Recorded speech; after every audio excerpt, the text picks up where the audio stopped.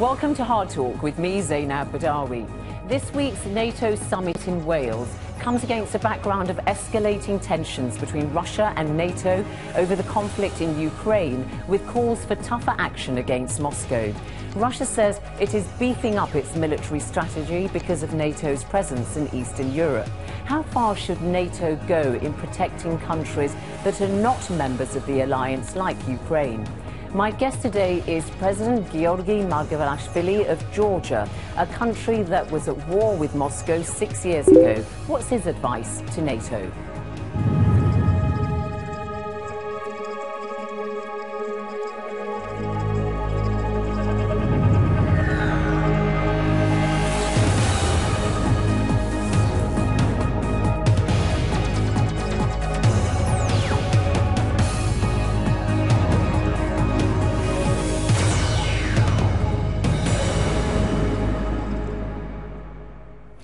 President Giorgi Margvelashvili, welcome to Hard Talk. Thank you, it's an honor. How should NATO deal with Russia, in your view? I think the main thing is to build a solution rather than a confrontation. And the solution to all of the cases that we are talking about. NATO has, since its existence, been an alliance that was bringing more peace, more prosperity, more stability to the region that we are in and that Georgia and Ukraine are a member of, to Europe and to Euro-Atlantic community. So I think a solution to existing problems is what NATO should be doing. They should understand that this is a problem not only for Ukraine, not only for Georgia, but those are problems for Europe and European stability. And the solution should be developed. NATO is at its heart a military organisation, although it is also a political alliance. But when Kurt Volker, former US ambassador to NATO, said in July, with the US studiously avoiding any suggestion of military response to Putin's military aggression, NATO is almost by definition on the sidelines. And yet here you are saying NATO can guarantee stability. It is a military and a political alliance also at the same time, because it's not only military, it shares the same values around its alliances and around the countries that apply to NATO. It's on the sidelines, that's the point. It's on the sidelines in that here you are saying actually it can play a key role in bringing stability to Europe. It originally has brought stability to Europe in a much more complicated environment. We had a Cold War that was resolved and brought better peace and prosperity to all nations which got into NATO and who were in NATO before. All right, but given that now President Obama has said consistently in this crisis over Ukraine, and he said it again this week, that there is no military solution forthcoming, is exactly what he said. There's got to be a political settlement. He's right, isn't he? He's right, and that's what we're looking for. But the political settlement must be a unified political attitude towards what's happening in Ukraine and what has happened in Georgia. This is the same case. The events in 2008 in Georgia, when we had Russian occupation, and events now are the part of the same scenario. A same scenario which is talking about Georgia, Ukraine, other ex-Soviet countries as Russia's backyard. And NATO has to have a unified approach to those issues. I'm not talking about military approach. I have to pick you up on this, though, because you're saying there's an exact parallel between what's going on in Ukraine, military aggression by Russia going in, annexing Crimea, and as Obama and others have said, a Russian military presence in eastern Ukraine, arming the separatists, funding them, and so on. But what happened in 2008 between you and Russia is not comparable when the war broke out in South Ossetia and Abkhazia, two autonomous regions in Georgia.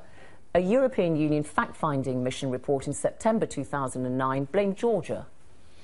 I don't think they blame Georgia. And first of all, this was not a verdict. Let's go precisely to the case. This was not a verdict. This was a fact-finding mission. And they describe the case, and there are all different attitudes on the details of the case. But the fact is following.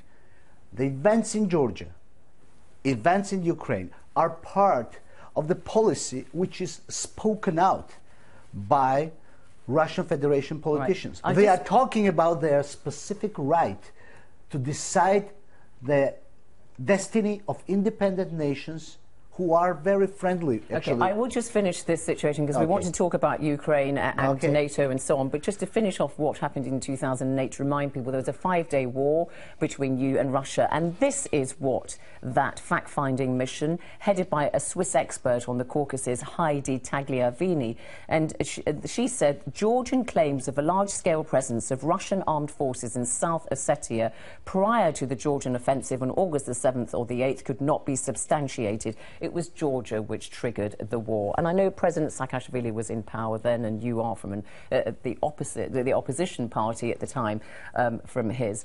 But that is the reason why I say the situation between Ukraine and Georgia is not comparable. On the opposite, we are talking about details of a fact-finding mission, and those are concrete details. Who did something on which day? But this does not change the picture. By the virtue of definition, you cannot start war on your own territory. Can you start a war on your own territory? It's impossible. But so, these territories had enjoyed autonomy during the Soviet era, and in the early 90s they declared independence. But anyway... There were mistakes, but this does not change the overall picture which is spoken out by Russian politicians who say they can determine the future of Georgia, they can determine the future of Ukraine just because at some point we were part of the Soviet Union. And that's the whole case scenario. This is the whole attitude. And what we are telling our friends in European Union, in NATO, is that those issues fire back to security of Europe. Those are not issues of Georgia, only of Georgia or only of Ukraine. A more stable Eastern Europe is a part of European stability. More than that, it's a part of Russian stability. Russian Federation cannot develop effectively if around its borders it has all pockets of these problematic areas. There should be a solution. All right, so NATO does want to ensure that whatever happens now in Ukraine, Putin understands that he can't consider future military adventures in its former spheres of influence. And the Secretary-General of NATO, outgoing Anders Fogh Rasmussen, says there should be a military unit on permanent high alert. This force can travel light but strike hard if needed. Of course, we already know that NATO has a response force, but the summit is going to consider a faster moving kind of spearhead troops on a rotating basis, thousands, and they will be supplied by NATO allies with equipment pre-positioned in critical areas. That's what's going to be discussed this week in Wales, and it could be in place by Christmas. Is that something you would support, such a force? We are becoming a part of that force. Starting from 2015, we are becoming part of the NATO Quick Response Force. But we are also looking for a more security for our country and our region. I want to go back... Can you just finish on this force then? So you think it's a good idea, you think it's going to be unanimously approved, and it will be something that Georgia is going to be actively supporting and actually contributing to? Georgia is actually one of the biggest contributors to NATO and European-led, EU-led military operations. We are the biggest contributor as non-member state to the ISAF mission in Afghanistan, and our men and women are actively engaged in that process, and we are contributor to the EU-led operation in the Central African Republic. So you've been partners with NATO since 1994, haven't you, really? We have been engaged in Kosovo, we have been engaged in Iraq. We are a very responsible player when we are talking about global security. But I think we should be enjoying security on our territory as well. On this force, this proposed force, are you not worried that Russia says it is not happy with it, as Fyodor Lukyanov, editor of Russia in Global Affairs, told BBC Radio this week? This new force would be seen by Russia as a profoundly destabilising act. It amounts to the denunciation of the NATO-Russia Founding Act 1997. If the force goes ahead, the remilitarisation of Europe will be on the cards. I think that we all have to prove to politicians in Russian Federation that there was not a single move from NATO towards Russia that has been aggressive or somehow problematic for Russian Federation. If we look at the status right now, we can see that Russia has the most secure borders, the most secure partnership with the nations of European Union and of NATO. You can start demonizing any kind of action. But if you look at reality, Russia has been partnering with the EU, trading with the EU, sure, with the NATO countries, not only on trade issues, but even on issues of military cooperation and military partnership. So why is NATO dangerous? Russia is saying that this force is a denunciation of the NATO-Russia Founding Act that states that NATO will avoid additional permanent stationing of substantial combat forces. Now, NATO is saying that it's not doing that with this proposed new force because they will not be permanently positioned somewhere, but they'll be able to be deployed, a permanent force that can be deployed at short notice. So Russia is saying that's not good enough for us. We see that as a violation of our understanding. Are you not worried about their unhappiness? We are always worried and concerned about Russia being unhappy, but we want to be realistic. We want to be realistic together with our allies in NATO, together with Russians. We have to see and look at the facts that neither the independent states that have suffered from Russia's aggression, nor the NATO states have ever created any kind of a problem or confrontation with Russia. This is a fact. I mean, once more again, you can hear declarations that are trying to demonize any kind of activities, but there is not a single case where Ukraine or Georgia or NATO allies have created any kind of complications for Russian Federation. But they don't see it that way. You know that. I mean, but you know, for example, Mikhail Popov, Kremlin advisor, again says NATO is an external threat to Russia and NATO enlargement is a threat to Russia's security. And here you are, Georgia saying you want to be a member of NATO and Russia's saying that. That puts you in a difficult position. We are in a difficult position, but we have to stick to the main truth, that what I have already mentioned. Plus, the main goal here is to unite NATO members and make them understand, not only to make Kremlin understand, but to make NATO members understand that a very clear policy towards the countries of Eastern Europe, including Ukraine, including Georgia, is making a much more stable and safer world. And trying to explain this first in NATO, and then try to explain it to... How can it be a safer and more stable world when Russia says that this is something that it actively dislikes and does not want to happen? But the point is this, though, Mr. President. No, doesn't Russia have to be part of the solution? What's the point of upsetting Russia? Let's go to the question that you have just made. What is the continuation? Okay, if we are not clear about the countries, independent countries around Russia, and about their future destinies, does this make the world more secure? Does this make future of Europe more secure? But as Alexander Stubb, Prime Minister of Finland, shares a long border with Russia, not a member of NATO, but could join in due course.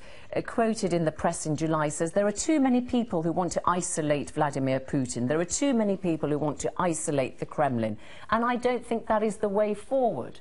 Is he right or is he wrong? You're trying to isolate Russia. You're saying we don't know why we're upsetting them. They have no right to be upset. This is not isolation. On the contrary, what we are trying, the message that we are trying to send to Moscow, is that peaceful, prosperous, stable Georgia is an opportunity for Russia versus a country on their southern borders which has problematic areas, which has pockets of uncontrolled territories, where you have drugs, where you have trafficking, and those are issues that we try, and this is a rational message to Moscow, this is a rational message to our European partners, that a more stable Georgia, a more stable Ukraine is not a threat, but an opportunity to Moscow. It's not a more stable Georgia that they want. They're just saying, but why? Let me ask you this then, that Moscow might ask you this. Why do you have to be in the Western sphere of influence? why not stay? I mean, you were part of the Soviet Union at one time. You have a long history with this part of the world. You do a lot of trade with former Soviet republics. Why not just say, look, we'll be part of the Eurasian Economic Union with Kazakhstan and Belarus and so on? Why do you have to be part of the European Union, part of NATO? First of all, we've been originally part of European culture and European civilization, and this is our national choice. And if you accept the choices, if you accept the freedom of choice of the nation, then you have to accept the freedom of choice of Georgia, of Ukraine, and of the other independent nations which have their own vision and have their own destiny. If you accept the Russian attitude of the privileged interest areas, then you'll get a much more unsafe world in future. This is one thing. The second thing is, why not? This is not against Russian interests. This is not threatening Moscow. That is creating a better environment for Russian Federation.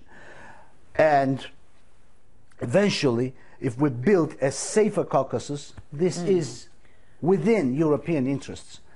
Because resources from the Caspian Sea, the resources from East are going to move through the new Silk Road way to Europe, securing a better Europe. If that's how you see yourself, and you're saying now quite clearly, yes, we see ourselves as part of Europe. We signed the association agreement with the European Union in June. We want to become members of the European Union. We want to become members of NATO. But not everybody sees Georgia that way. For example, Jonathan Isle, highly respected analyst from the Royal United Services Institute in London, says Georgia and Ukraine are different. Georgia is a faraway country. Ukraine is in the heart of Europe. Georgia has no common borders with the European Union, while Ukraine shares borders with 4 EU member states, which are also members of NATO.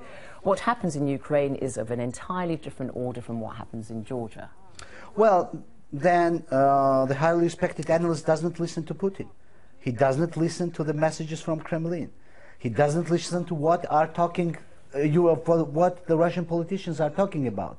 They are talking about Georgia, they are talking about Ukraine, they are talking about the Eastern Partnership countries which decided to have their own destiny as nations who does not have the right of their independent choice, and nations that are an area of Russia's special interest. You have that right, of course, but you've got to balance your interests, haven't you, with your desires. That's what we are doing. You've said, I don't think it's a right choice to alienate Russia, to cut relations with Russia. That's what I'm saying. Aren't you doing that by saying you want to become members of the European Union, you want to become members of NATO? This is an absolutely... We see that as a threat to our interests as This is an absolutely wrong confrontational paradigm.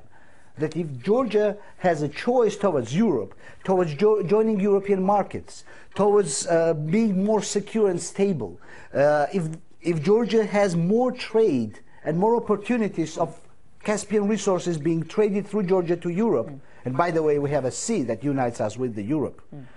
If we go to Caspian oil goes through, and Caspian gas goes through a pipeline through your country. If this happens, saying that this is confrontational to Russia is simply a wrong way to think. All right, well, we bring solutions. We don't bring any kind of problems. And anyone that thinks that solution of Russian problems is in Georgia doesn't simply analyze what is happening in Russia. So what do you want from this NATO summit in Wales this week? Because you've said, obviously, you want to see your membership of NATO speeded up somehow. The United States has said that's something they would welcome. But you know, there are a lot of NATO countries, several NATO countries, important ones, France, Germany, Italy, other European ones, who say they don't think you should join. It was discussed at the Bucharest summit in 2008.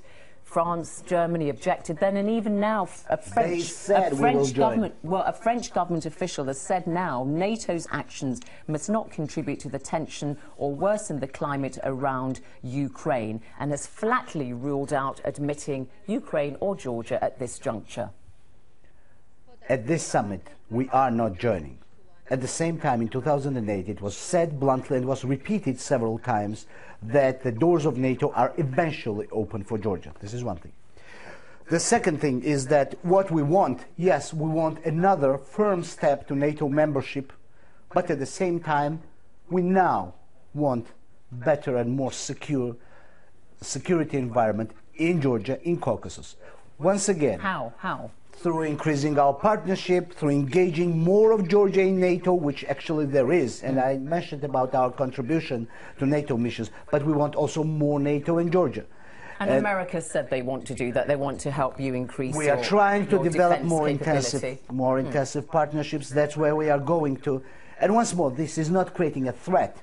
This is creating actually great possibilities. At the point that NATO members themselves are divided about the wisdom of inviting Georgia and Ukraine to become members of their and that's where we understand that NATO is a military political alliance, and there are differences, and there are differences on the concrete cases as well. And I do understand conservatism of NATO, because now they are facing a crisis which they have to decide, on which they have to think and rebuild actually some of their security systems. And I do understand conservatism at this point, but that does not change the global attitude. But it's not just conservatism, is it, Mr. President? There are also concerns about governance issues in Georgia and whether your country meets the standards required by the European Union and NATO. James Aparathai, for instance, who is the NATO official in charge of your region, says there are concerns, for instance, about the independence of your judiciary in Georgia. He's not the only one to have said that. Catherine Ashton, the EU foreign policy chief, has said that they are concerned about governance issues in your country. First of all, one of the basic NATO requirements starting from 2000 originally was to build a democratic society, and not only democratic society but democratic system. And one of the main benchmarks for us was peaceful transfer of power from one government to another, and actually that happened during the 3 recent elections that were held in Georgia. Sure, you did that, and you came to power as president. We did that. This is one thing, and this is a definite achievement on our record to being I'm not talking about the elections. Nobody's talking about the elections, the parliamentary ones, 2012, the ones that brought you to power in October, so you now have this... But now we go further, and for sure, we are a society, a state in transition. And there are some concerns. There are positive steps, but there are concerns. Let me give you one big concern. So, do you know what the one big concern is? I doubt I know. But let me finish the sentence. Okay. So, on this track of a transformation of society, will the society transfer more effectively within EU and NATO structures, or left aside and alone? Your government has been accused of the politics of revenge by European diplomats who visited Tbilisi, your capital, after the elections, because the former president, Mikhail Saakashvili, and also some former officials have issued arrest warrants for him and others on allegations of abuse of power and for using excessive force against protesters in 2007. And you've attracted a lot of criticism for that. Just one example, Senator John McCain and 3 other US senators. The pursuit of justice should not become a tool of political retribution and a source of national decision, especially when Georgia has so many pressing challenges at present. How do you answer your critics? We are listening very intensively and very tentatively to what we hear around the world on this issue, and that is very important. And is it a vendetta against Saakashvili? And that's exactly what I'm talking about, that more engagement, more comments, and not only comments, but engagement of our Western allies and very respected politicians is something that we are looking for. No politics of revenge against former President Mikhail Saakashvili, briefly. The political verdict to Saakashvili was the elections when his power was taken out of governance. Political vendetta ends at elections. There is no further, a democratic society cannot sustain a political vendetta in courts. In courts, there are questions not on political issue, but on issue of criminal. And in this case, I think every respected politician who respects his country, who respects the state institutions, has to respond. Because he does say it's political persecution. But anyway, you've given your government's case, and we've got to leave it there. President Giorgi Margvelashvili of Georgia, thank you very much for coming on Hard Talk.